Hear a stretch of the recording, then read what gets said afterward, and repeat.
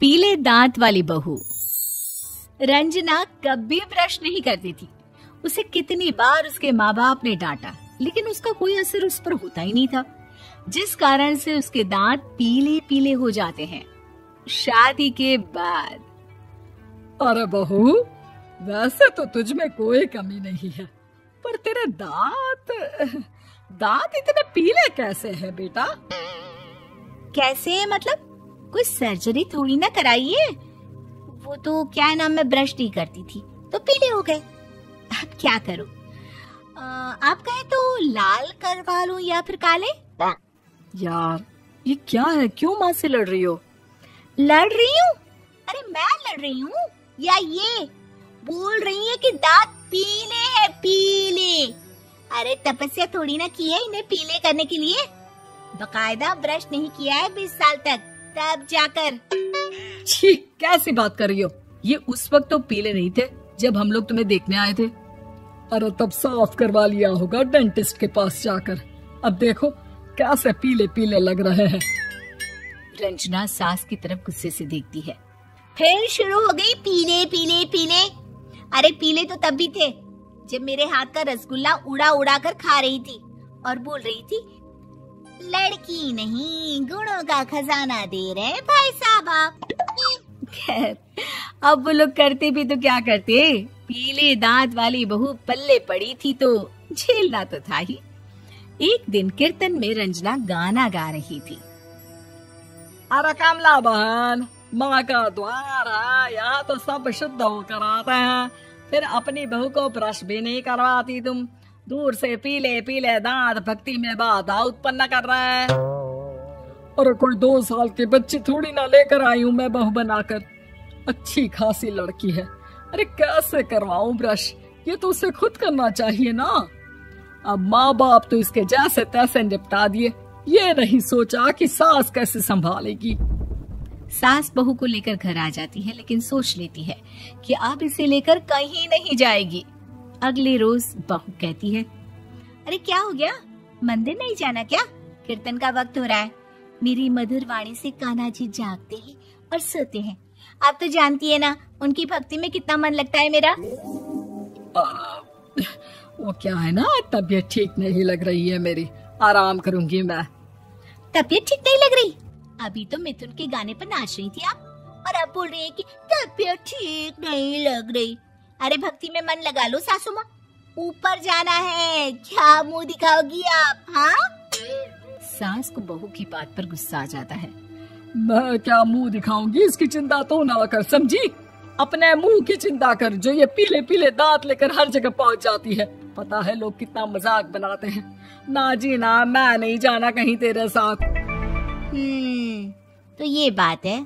कोई ना, मत जाओ, मैं अपने कमरे में ही बैठकर भक्ति कर लूंगी।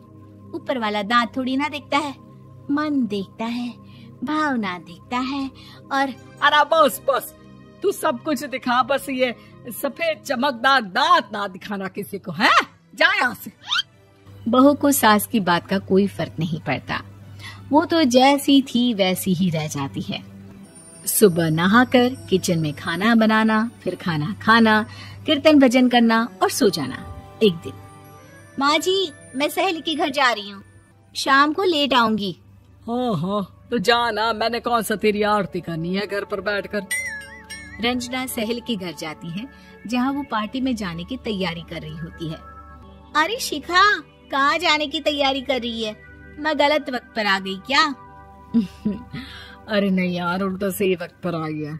मैंने ये साड़ी और ज्वेलरी निकाली है यार, शाम को इनके ऑफिस की एक पार्टी में जाना है। बताना कैसा लग रहा है ये सब? नहीं यार, इस ड्रेस के साथ तो वो वाली ज्वेलरी अच्छी लगेगी। हाँ, सही बोल रही है, मैंने ध्यान ही नहीं दिया। वैसे तो हमेशा से मस्त फैशन सेंस रखती है। तो बड़ा जाती होगी ना पति के साथ पार्टी में। रंजना कुछ नहीं बोलती, बस सोचती है कि यार काश ये बात सही हो जाती, पर मैं क्यों नहीं जाती पार्टी में? क्या इन लोगों की कोई पार्टी होती नहीं होगी? रंजना घर आती है और रात में पति से सवाल करती है, एक बात बताइए, आप मुझे किसी पार्टी में क्यों नहीं ले जाते? क्या आपके यहाँ ऑफिस में पार्टी नहीं होती? पति बेचारा क्या कहता कि दांत पीले हैं तुम्हारे इसलिए। अरे कोई पार्टी होती नहीं हम लोगों के ऑफिस में, तो कहाँ से लेकर जाऊं?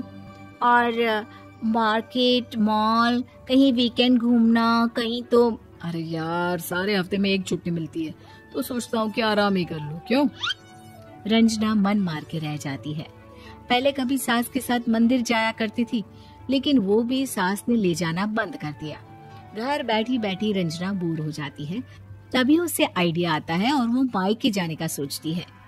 सासू माँ, 2 दिनों के लिए मम्मी के घर जा रही हूँ। अच्छा अच्छा ठीक है, आराम से जा। और हाँ, माँ से कुछ अच्छी आदत सीख कर आना कि कैसे शरीर के हर भाग की तरह दांतों की सफाई भी जरूरी होती है, समझी? शुरू हो गई ना आप।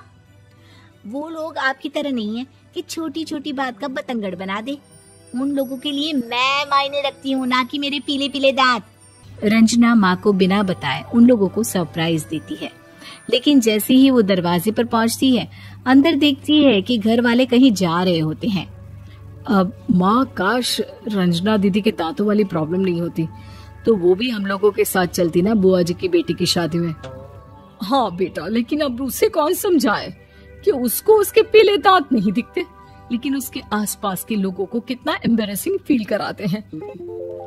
मुझे तो कितनी बार उसके स्कूल की टीचर ने शिकायत की कि उसके साथ कोई लड़की बैठना भी नहीं चाहती, और ना ही कॉलेज में कोई उससे बात करना चाहता था। लेकिन पता नहीं क्यों उसे ये बात समझ में ही नहीं आती। कोई कमी नहीं है उस लड़की में, बस यही कि दांत पीले हैं। वो तो भला हो जीजा जी और उनकी माँ का, जो दीदी को जैसी है वैसे ही रखा हुआ है। रंजना को अपने घर वालों की बात सुनकर बहुत दुख होता है। वो सोचती है कि वो क्या करे, लेकिन फिर वो सीधा डेंटिस्ट के पास जाती है, अपने दांत चमकाती है और कसम खाती है कि वो रोज ब्रश करेगी। अरे क्या हो गया? तुम तो 2 दिनों के लिए गई थी ना, पर कोई ना, अच्छा है, चलो आ गई तो।